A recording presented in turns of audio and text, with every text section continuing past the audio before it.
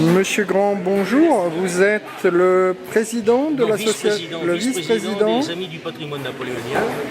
Et je suis en même temps délégué pour l'Eure-et-Loir et l'Orne. Et je fais le grand écart parce que je suis également pour m'occuper de la Seine-et-Marne.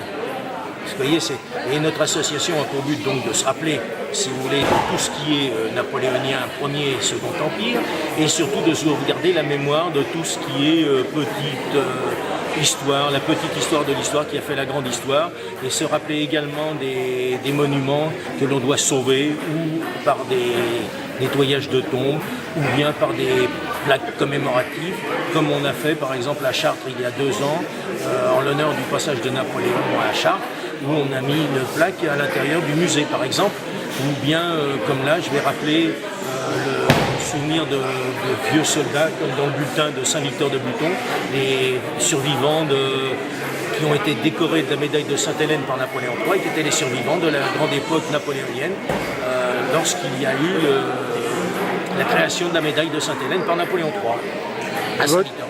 Votre association regroupe des passionnés d'histoire? Alors, certainement, il faut être passionné de toute façon.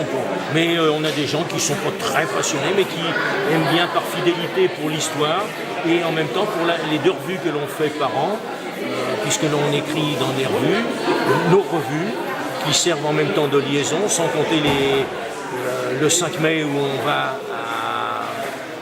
aux Invalides pour la messe des morts, en l'honneur de la mort de Napoléon, et le 2 décembre où on ranime la flamme pour la commémoration du couronnement et puis de la bataille d'Austerlitz évidemment. Merci Monsieur Grand. Je vous en prie monsieur.